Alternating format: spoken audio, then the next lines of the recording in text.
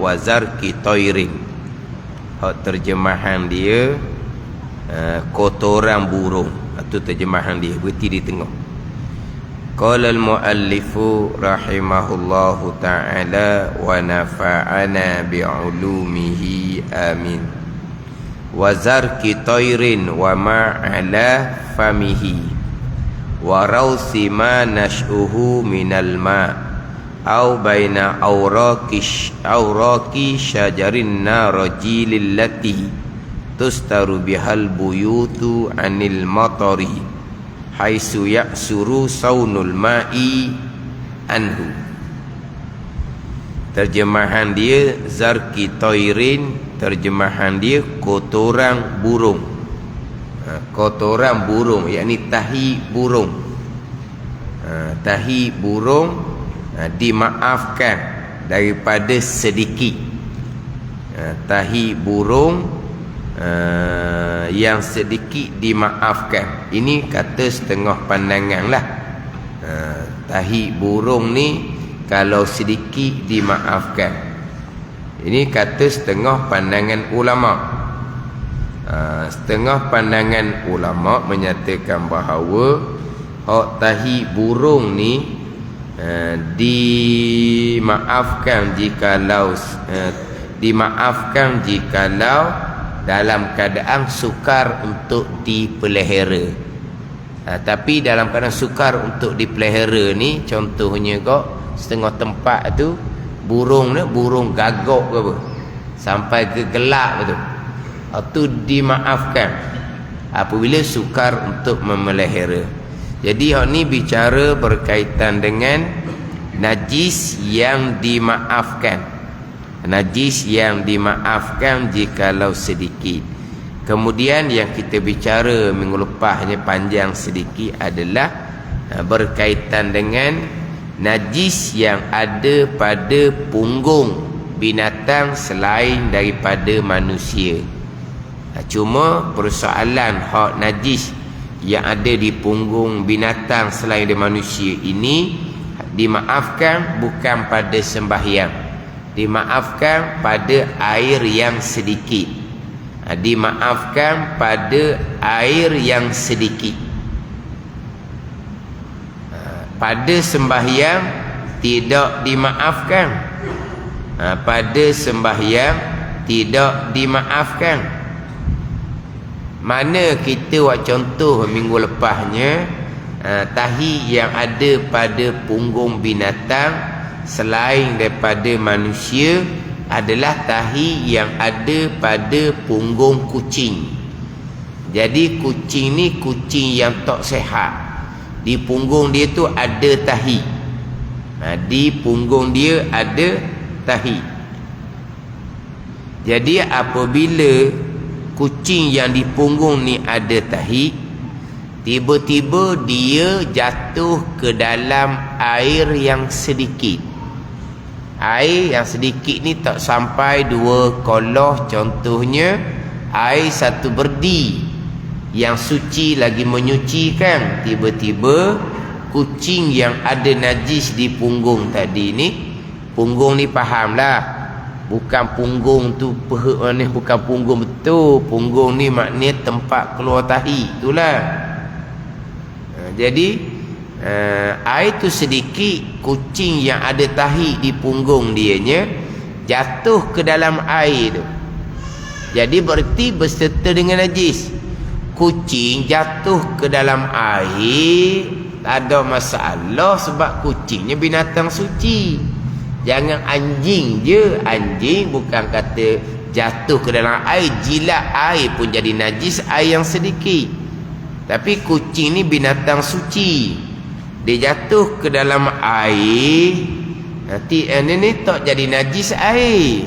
Tapi persoalan sekarang di punggung kucing tu ada tahi. Dia jenis sakit, jenis tak sihat tu dia ada tahi. Jenis orang duk pelihara tu bersih molek tu. Tuang dia mandi benda tunya. Jadi ketika dia jatuh dalam air yang sedikit, dan contoh air 1 baldi tadi tu, di punggung kucing tu ada tahi. Jadi najis dah air sedikit. dimaafkan dengan bahawa air itu tak jadi najis. Gitu. Air itu tak jadi najis, dimaafkan. Air itu kekal mutlak suci lagi menyucikan. Sama ada kita tergamuk nak pakai ke tak pakai ke, itu bab lain lah pulaknya. Kita tergamuk ke tak tergamuk nak pakai, itu bab lain. Sampai air itu kekal suci. Tetapi kucing yang sama, kita sedang sembahyang, dia naik di atas riba kita. Kucing di atas riba kita tak ada masalah, sebab kucing binatang suci. Semayang kita sah. Tapi di punggung kucing ada tahi najis, berarti kita sudah menanggung najis. Tidak dimaafkan, semayang kita batal. Gitu. Tidak dimaafkan, semayang kita batal. Jadi kucing naik atas riba kita tak apalah. Tengok-tengok Allah ada tahi di punggung dia, berarti semayang batal. Kucing naik atas riba kita tu, mula-mula kita okey lah, tak ada apalah, kita tolak kemudian. Tak perlulah kita segera, sebab apa? Kucing suci. Tengok-tengok ada tahi di punggung dia, batal semayang. Jadi najis yang ada di punggung kucing ni jatuh ke dalam air yang sedikit, tak sampai 2 kolah, maaf, air tu kekal suci. Naik atas riba orang semayang, batal orang semayang. Mengapa tu? Maaf ni sebab air yang sedikit, tidak dimaafkan di sebuah semayang. Kotoran tahi yang ada di punggung binatang. Ada ni. Najis tu memang najis. Tak soal dah bab najis, tahi tu memang najis lah. Tapi nisbah dengan air yang sedikit dimaafkan. Air tu kekal suci. Tapi nisbah dengan semayang tidak dimaafkan. Semayang tu batal. Adapun kotoran yang ada pada punggung manusia, mana seseorang yang istinja dengan umpama tisu, yang mana syariat khususiyah, syariat khas kepada syariat Nabi SAW, diharuskan istinja dengan umpama tisu. Asalnya istinja dengan batu lah. Adapun syariat yang qadimah, syariat yang Nabi Rasul terdahulu, hanya istinja dengan air sahaja dibenarkan. Syariat Nabi kita SAW, air tu tetap dah dibenarkan. Khususiyah pula, syariat yang khas kepada ummah Nabi-Nya, boleh tambah pula selagi. Diharuskan istinja dengan batu. Air banyak mana sekalipun harus istinja dengan batu. Air tak ada, wajib istinja dengan batu. Ada ni, harus istinja dengan batu. Kita tisu lah, harus istinja dengan tisu dalam keadaan air banyak dan tubuh kita boleh kena air. Harus istinja dengan tisu. Batu lah asal dia. Air tak ada, wajib istinja dengan tisu. Air ada, tapi tubuh kita tak boleh kena air. Nak istinja pun tak boleh pakai air. Kalau pakai air jadi penyakit lain, sejuk. Maka dia wajib istinja dengan tisu. Dia qada hajah, air banyak, tapi penyakit apa tak tahulah dia ni, tak boleh kena air. Kena air jadi sesak nafas contohnya. Maka nak istinja macam mana tak boleh kena air? Wajib istinja dengan tisu. Ni tak ada air ataupun tidak boleh kena air, wajib istinja dengan tisu. Air banyak, boleh kena air di tubuh kita, harus istinja dengan tisu. Ini syariat khususiyah kepada ummah Nabi SAW. Cuma afdalnya kita istinja dengan air lah, sebab air boleh menghilangkan sampai kepada asar dia, kesan-kesan dia, bau-bau dia hilang belaka. Kalau istinja dengan tisu tak hilang, dia punya bau dia tak hilang. Maka lebih afdal kita istinja dengan air. Tapi hak paling afdal istinja, hak nombor satunya bukan air, guna tisu barulah guna air. Itu nombor satu. Sebagaimana diamalkan oleh ahli Quba, yang Nabi SAW tanya ahli Quba, Sebab ahli qubat ni dipuji oleh Allah. Apa amalan ahli qubat ni yang Allah telah puji ni? Mereka mengatakan kami mengiringi akan air, akan batu. Kami ingat akan batu, akan air. Masih istinja kami guna batu dahulu, kemudian kami pun bilah dengan air. Ni hak paling afdal. Maknanya nak istinja pakai tisu dulu, biar dia punya kotoran tu habis dah, hanya tinggal kesan saja. Bila menggunakan air tak banyak. Ni kita guna air sekali dengan zat-zat najis, jadi lama pakai air. Air tu pula mengercik merata-rata, timbul waswah pula. Kenapa di tepi-tepi tandas, tepi-tepi mangkuk tandas tu, sebab apa ada kuning-kuning. Itulah hak ada najis tu dia basuh dengan air. Pakai air kuat pula. Sebab tu afdal pakai tisu dahulu. Tu nombor 1. Tisu barulah pakai air. Air saja nombor 2. Tisu saja nombor 3. Yang kita dah amal bukan hak nombor 1, hak nombor 2. Air saja. Terkadang lebih afdal kita guna tisu daripada air. Tadi afdal air kan. Air dia boleh menghilangkan sampai ke kesan-kesan dan juga bau-bau. Tisu tidak boleh dihilangkan, hanya hilang zat dia saja. Afdal pakai air daripada tisu. Tapi ada ketika afdal pakai tisu daripada pakai air. Ketika mana? Ketika kita rasa macam tak selesa. Istinja dengan tisu, geli rasanya. Berasa tak boleh. Ketika tu afdal kita istinja dengan tisu. Kita bukan rasa jijik dengan hukum syariat, bukan. Jangan kita rasa jijik. Apa hukum Allah ni? Istinja dengan tisu pun boleh dah. Jangan. Bukan jijik dengan hukum syariat. Tak, jijik itu hukum syariat, khususiah kepada ummah Nabi. Cuma kita nak buat tu kita rasa macam tak boleh. Maknanya kalau istinja dengan tisu kau rasa nak semayang tak selesa lah rasanya, rasa tak puas hati, maka ketika tu afdal kita pakai tisu daripada pakai air. Nak ajar nafsu. Syarak kata bagus, okey dah, rasa tak boleh.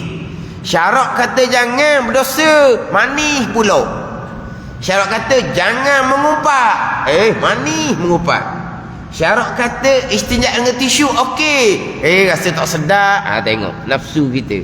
Syarak kata okey, kita rasa tak selesa. Syarak kata jangan, kita puas hati pula langgar.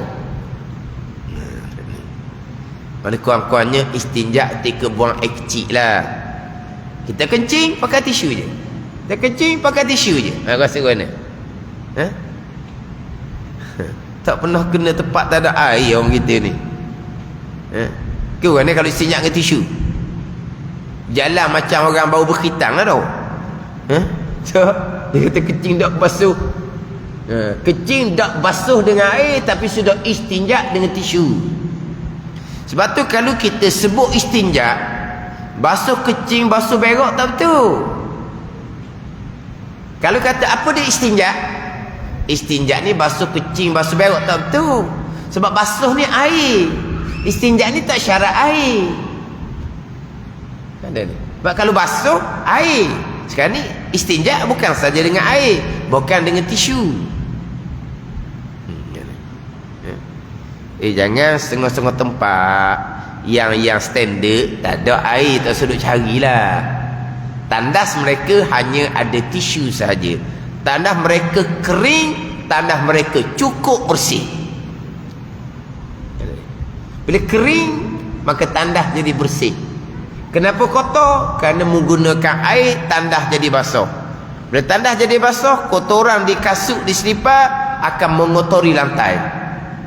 Bila tandas tu kering, kalau ada kotoran di kasut, di selipar, kotoran tu tidak akan berpindah pada lantai yang kering. Lepas tu bersih. Pada ni tandas kita kenapa kotor?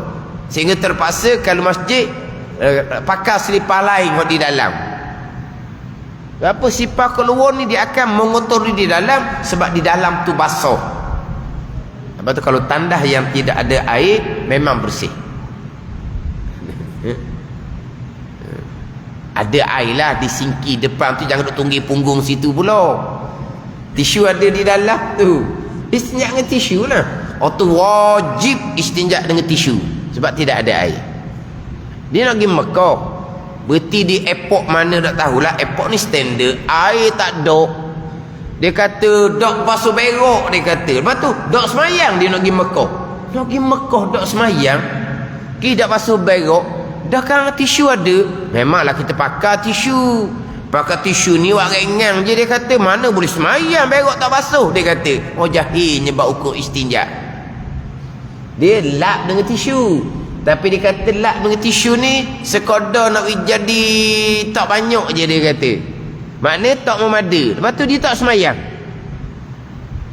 Kalau tak ada air betul pun, kalau tak ada tisu betul pun, berlungah tahi di punggung pun kekal kewajipan semayang. Ini dia sudah lap dengan tisu, tapi tak semayang. Kenapa? Kerana dia kata tak basuh berok lagi. Ni jahil bau kok istinja. Dia kata tak ada tempat, tak ada air tu di tandah airport mana tahu dia berhenti masa nak pergi Mekah. Dia cerita lama dah lah. Tak semayang nak pergi Mekah, ki jahil bau kok istinja. Jadi istinja dengan tisu ni memang tak habis. Berarti di punggung tu masih lagi ada sifat najis, dimaafkan pada sembahyang. Sah sembahyang, sah jadi imam. Tetapi orang yang sama, yang istinja dengan tisu tadi, yang sah sembahyang, yang sah jadi imam, tiba-tiba dia masuk dalam bathtub, air yang tak sampai 2 kolah, dia masuk ke dalam tu, automatik air tu dihukumkan najis. Berarti najis di punggung istinja dengan tisu tadi tidak dimaafkan disebut dengan air. Disebut dengan semayang, okey, dimaafkan. Disebut dengan air, dah najis air ni jadi najis air bathtub yang tak sampai 2 kolah. Kalau sampai 2 kolah tak najis lah. Ini kalau tak sampai 2 kolah. Jadi balik kepada najis yang ada di punggung kucing, disebut dengan air sedikit, maaf, air jadi tak jadi najis, kekal suci. Tapi naik atas 1000 orang semayang, batal orang semayang tu, tidak dimaafkan di sebuah semayang. Berbeza dengan najis yang ada di punggung orang istinja dengan tisu. Semayang dia sah, dimaafkan di sebuah semayang. Tapi dia masuk dalam air sedikit, air tu jadi najis, tidak dimaafkan. Maknanya kalau nak masuk dalam bathtub tu, dia kena basuh dengan air dulu sebelum dia masuk dalam tu. Dia nak masuk dalam bathtub, air tak sampai 2 kolah, dia kena basuh dulu punggung dia dengan air. Tadi saya semayang, dimaafkan di bawah semayang, istinja dengan tisu. Tapi sekarang ni kamu nak masuk dalam air sedikit, kena basuh dulu punggung tu dengan air kot luar, barulah boleh masuk dalam tu. Tapi kalau tak basuh punggung dia dengan air, dia masuk dalam bathtub tu, air dalam bathtub automatik dihukumkan najis.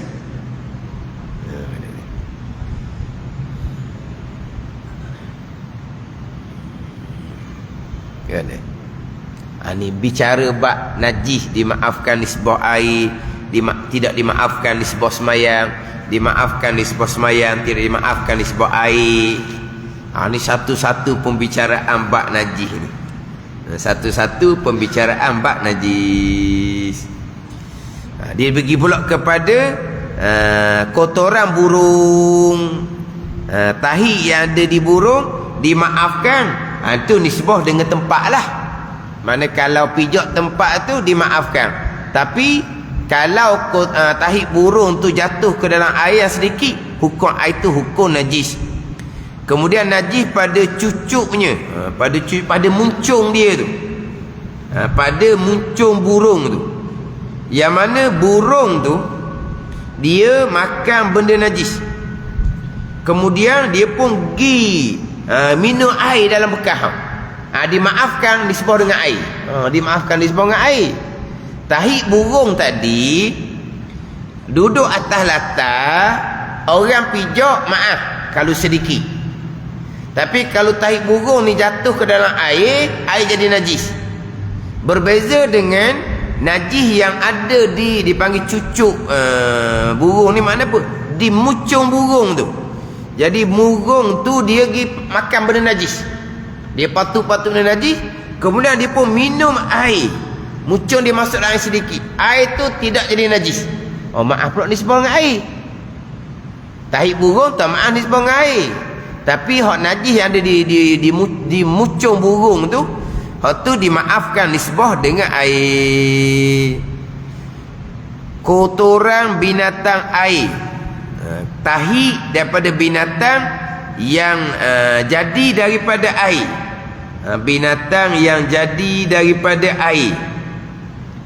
Contohnya dalam kitab seperti lintoh. Lintoh tu binatang yang bermula kejadian di dalam air, lintoh ni. Jadi kalau lintoh tu dia berok, dimaafkan. Sebab apa? Sebab lintoh ni binatang yang kejadian daripada air. Mula jadi tu di air. Bukan lintoh. Ke lintoh tu jadi daripada air? Bukan tau. Mana lintoh ni kejadian dalam air. Mula jadi pun dalam air, hidup di dalam air.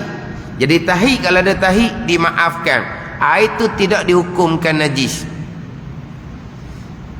Atau binatang kecil yang hidup di sela-sela daunnya teranyam untuk atap rumah. Ataupun binatang kecil yang hidup di sela-selangi daunnya teranyam untuk atap rumah.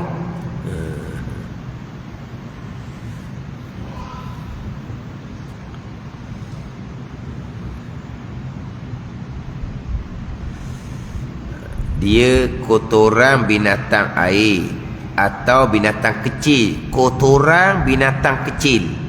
Binatang kecil itu tak najis. Kotoran dia, tahi dia. Tahi binatang kecil yang hidup di celah-celah daunnya yang teranyam untuk atap rumah. Sekira dirasa sulit menyelamatkan air daripada terkena kotorannya. Jadi sekarang ni di celah-celah atap itulah yang dia anyam daripada daunnya tu kan. Orang buat atap. Jadi binatang yang ada celah-celah tu dia ada tahi dia. Tahi tu pun dimaafkan apabila kesukaran untuk memelihara. Nak memelihara air daripadanya. Maknanya kalau kotoran tu turun daripada atap rumah, jadi binatang tu banyak di celah-celah atap rumah. Jadi sekarang ni di bawah tu ada air yang kita simpan. Jatuhlah tahi dia kena air, tidak menajiskan air yang sedikit. Sebab apa? Bak payah. Tutuplah bekas air tu. Dia tutup bekas air ni, dia panggil payah dah dia panggil. Ada ni. Jika dia rasa sulit menyelamat air daripada terkena kotoran. Sekarang ni gini, dia binatang ni memang hidup dia di celah-celah atap yang dianyamkan daunnya tu lah. Zaman dulu lah ni. Orang lain ni kena kedok daunnya tu kan dia. Kan daunnya tu buat atap pun boleh. Kau dok silap lah. Buat dendeng untuk angin pun kalau. Kau buat apa dulu? Kan dulu kan tepi patah tu kau buat dendeng tu kan. Bukan daunnya tu juga. Angguk ia kedok Tanya Haji. Orang muda tak boleh tanya. Dah je. Kan oleh kerana angin kuat. Jadi dia pun buat dendeng tu, buat dinding tu bukan daripada daunnya. Daunnya ke tau? Ke sempat? Ya. Mana ada? Ya, tepi-tepi patah. Dia buat sebab dia nak lindungkan angin kuat terbang atap pula atap daripada daunnya juga. Jadi daunnya dia buat atap tu jadi banyak binatang hidup celah-celah tu. Jadi nak pelihara daripada air ada bawah ni kok payah. Dia payah. Maka dimaafkan nisbah dengan air. Air jadi maafkan. Adapun kalau tahi itu jatuh dalam umpama minyak tidak dimaafkan. Sebab minyak kebiasaannya ada tudung. Air kebiasaannya terdedah. Dia gitu.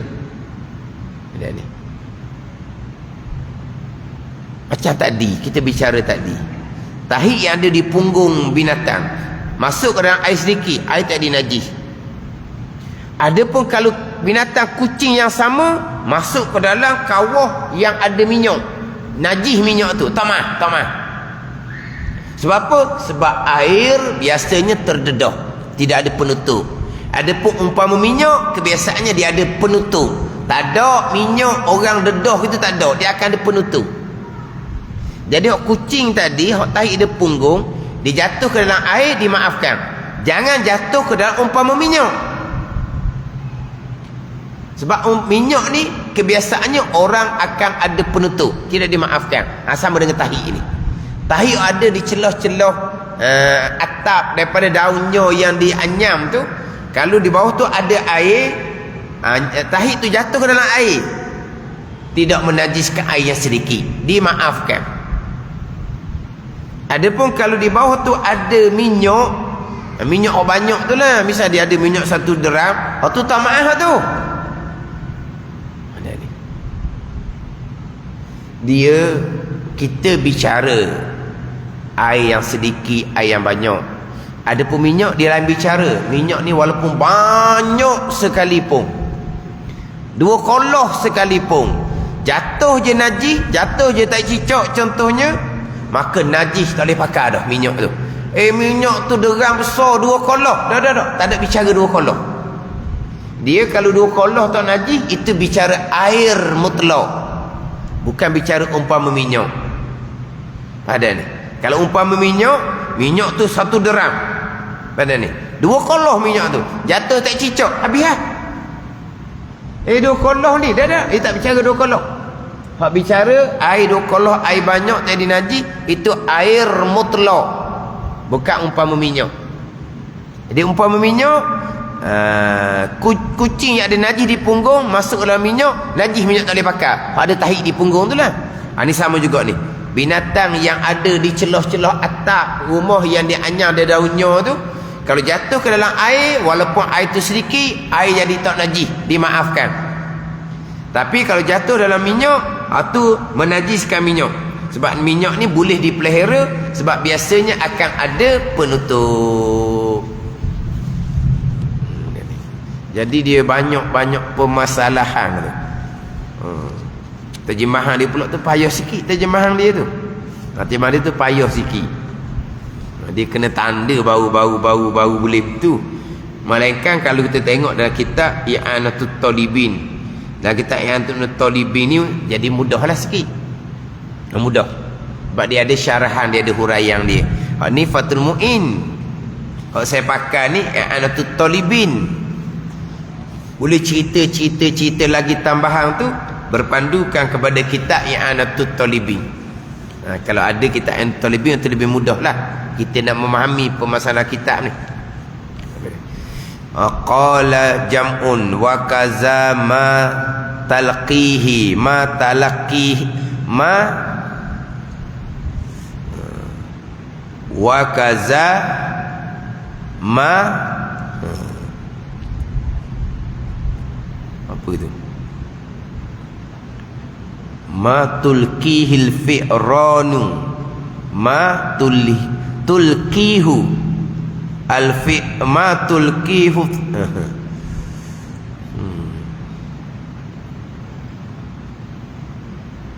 ma tulkihi al-fi'ranu tiku ma tulkihi al-fi'ranu minar rausi fi hiyadil akhliyati iza amal ibtila'u bihi wa yu'ayyiduhu bahsul Fazari.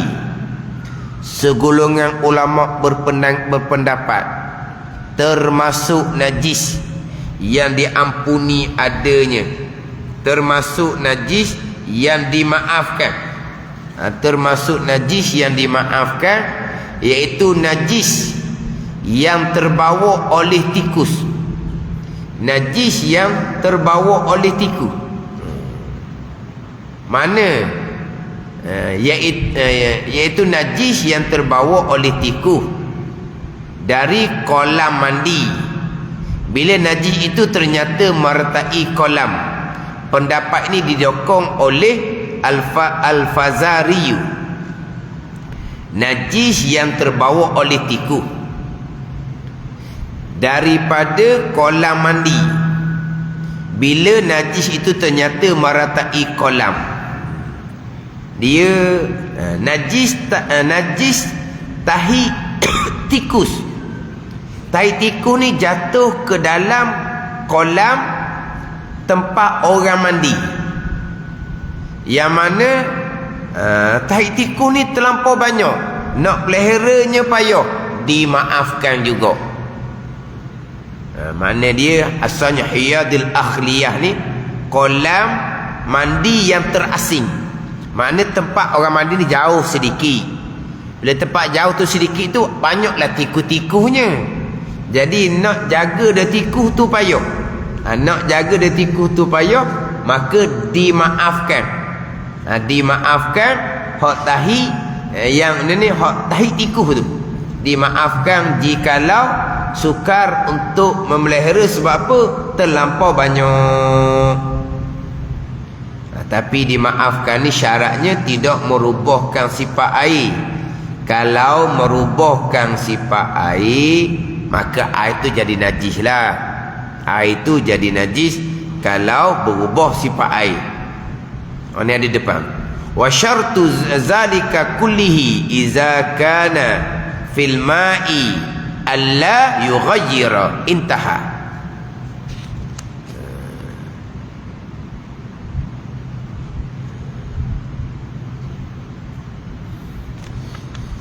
Syarat-syarat najis di atas diampuni adanya.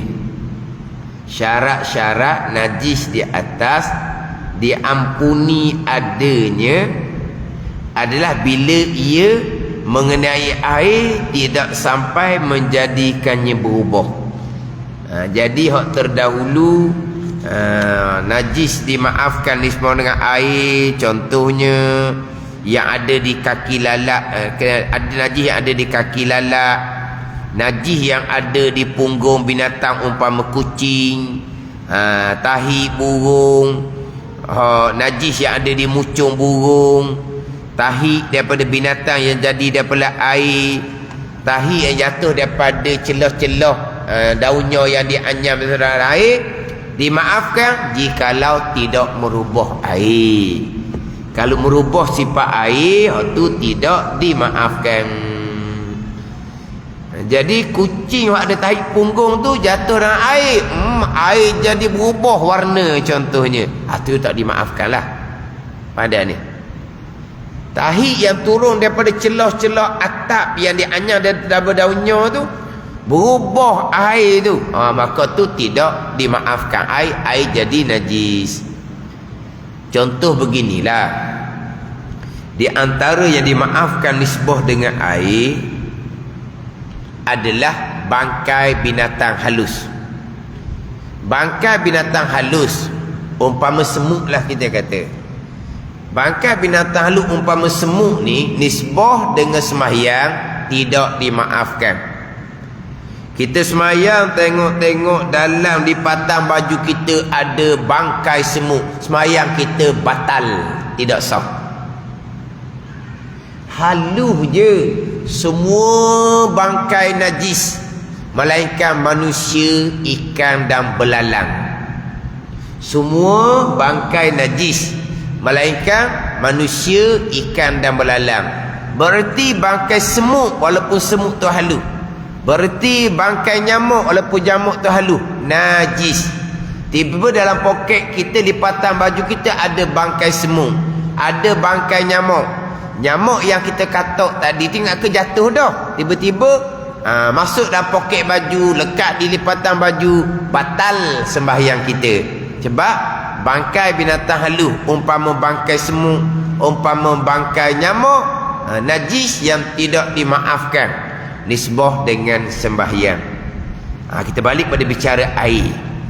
Adapun nisbah dengan air dimaafkan. Dimaafkan nisbah dengan air. Contohlah, kita air tak habis malam tu, kita tutup tak rapat, bangun pagi esok ada bangkai semut dalam air, ada bangkai semut dalam air. Jadi bangkai tu najis.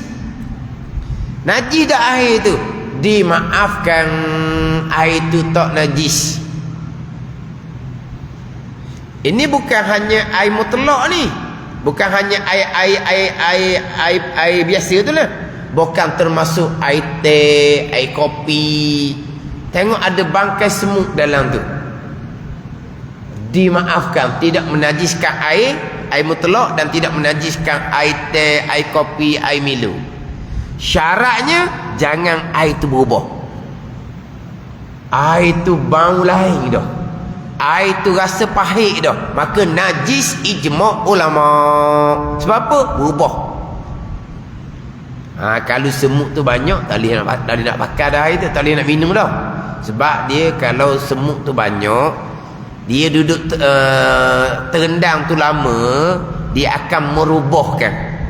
Dia merubahkan, bau pun terkadang ada, rasa dia pahit. Maka tu najis, itu najis. Tapi kalau bangkai semut tu sedikit, terendam pula tak lama, dia tak berubah. Buang bangkai semut, air tu masih lagi boleh kita minum. Buanglah bangkai semut tu. Jangan minum dengan semut, najis, hukumnya haram. Orang tua kita kata gelap perut. Kalau kita minum air beserta dengan bangkai semut, gelap perut lah sebab najis. Jadi minum sekali najis, hukumnya haram. Tak gelap perut macam dia haram. Kita tak kata haram tau, dia kata gelap perut. Dia tak kata jangan minum dengan bangkai semut, berdosa. Dia tak kata gitu. Dia kata jangan minum bangkai semut, gelap perut, dia kata. Sebab dia gelap perut, bukan gelap hati, gelap perut. Kita gelap hati tau. Apa beza gelap hati dengan gelap perut? Gelap perut tu gelap hati lah tau. Gelap hati lah. Sebab apa? Sebab najis, haram kita minum berserta dengan bangkai tu. Kita buang bangkai. Sebab bangkai binatang halus dimaafkan disebab air sedikit jikalau tidak merubahkan sifat air. Tapi ingat baik ni, bangkai binatang halus bukan kita yang bubuh. Dia masuk sendiri, ataupun dia masuk ditiup oleh angin. Contohnya di tepi-tepi dinding tu ada bangkai binatang halus. Angin tiup, bangkai tu masuk ke dalam air, masuk ke dalam minyak contohnya. Tidak menajiskan air, tidak menajiskan minyak. Buang bangkai tu. Tapi bukan kita yang bubuh. Dah bila pula kita bubuh bangkai semut ke dalam air? Kita bukan bubuh bangkai semut, kita bubuh gula. Kita bubuh gula. Tiba-tiba kita tengok tu, Allah, kita tengah masuk gula dah. Allah, ada bangkai semut. Itu menajiskan air walaupun tidak berubah sekalipun. Tidak dimaafkan sebab kita yang bubuh, kita yang masukkan. Walaupun kosak kita nak masukkan gula, bukan kosak kita nak masuk bangkai semut. Kalau kita nampak bangkai semut awal-awal, kita buang dah bangkai semut tu. Tapi kita bubuh gula, belum sempat apa-apa, nampak bangkai semut, tak sempat nak berhenti, bangkai semut masuk ke dalam air ke, dalam gula ke, najis air, najis gula, tak boleh minum dah air, gula kena buang. Mana ada ni?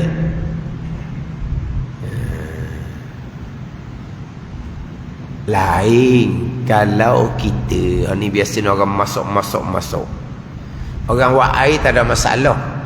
Orang buat air ni dia bubuh gula dulu tau. Orang buat air bergula dulu. Bila kita sini tau, dia kata bubuh air dulu baru bergula. Bubuh air dulu ke bergula dulu? Bubuh gula dulu dalam gelas yang kosong, lepas tu bubuh air. Kan ada bubuh air dulu, lepas tu bergula. Ke mana? Kita bubuh gula.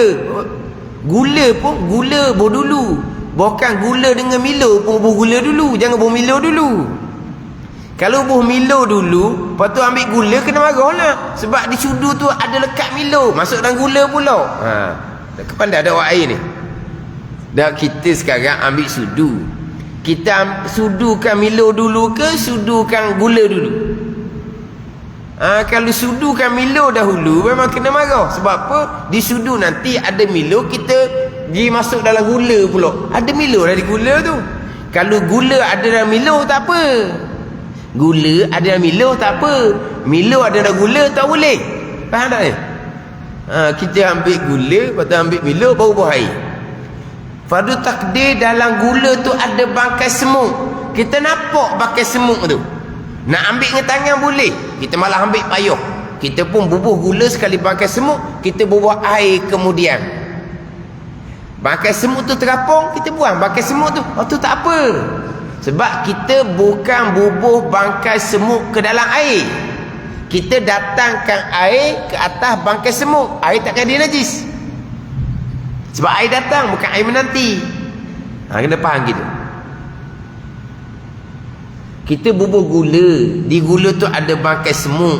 Kita nampak bangkai semut tu, kita payah nak ambil. Kita bubuh air.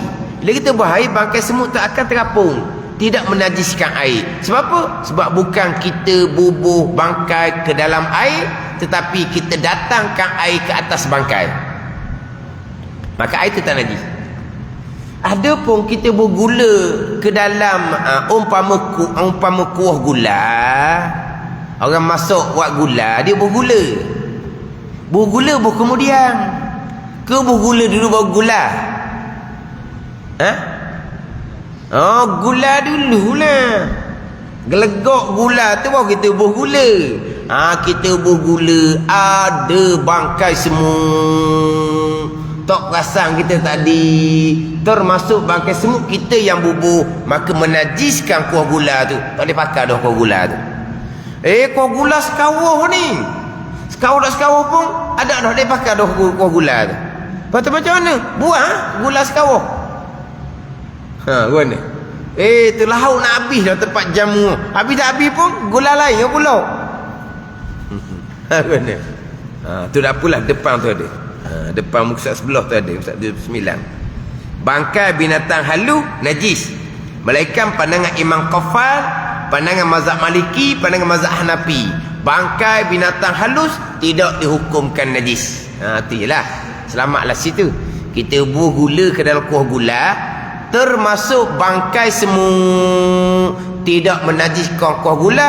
Sebab pandangan Imam Qafal, ulama fiqh dalam mazhab Syafi'i, sama dengan pandangan mazhab Maliki, sama dengan pandangan mazhab Hanafi, bangkai binatang halus tidak dihukumkan najis. Kalau dalam poket kita ada bangkai nyamuk, dalam poket kita ada bangkai semut, semayang kita tak batal. Itu pandangan Imam Qafal. Itu pandangan Daif dalam mazhab Syafi'i, dia bercakap dia nanti. Jadi kalau terjadi kita terbubuh bangkai semut dalam kuah gula, kita buat senyap-senyap sudahlah, pakai pandangan Imam Qafal. Ni surat 79 petok bawah sekali tu. Sama dengan pandangan mazhab Maliki, sama dengan pandangan mazhab Hanafi. Ada pun kalau kita bubuh gula beserta dengan semut yang hidup, itu tak dinajis.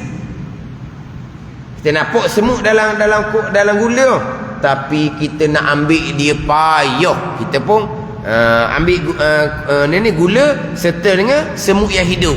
Kita bubuh dalam air, kita bubuh dalam kuah gula hak panas.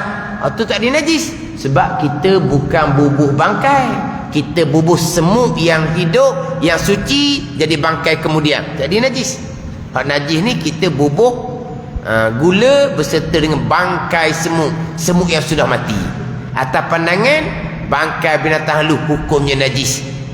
Malaikat pandangan Imam Qafal, sama dengan mazhab Maliki Hanafi, bangkai binatang halus tidak dihukumkan najis. Jadi kita balik pada hak tadinya, kalau semut dah masuk ke dalam air yang kita simpan, air teh, air kopi hak dah habis, tengok esok hari tu banyak bangkai semut. Kalau air tu tidak berubah, air tu hukum suci, kita boleh minum.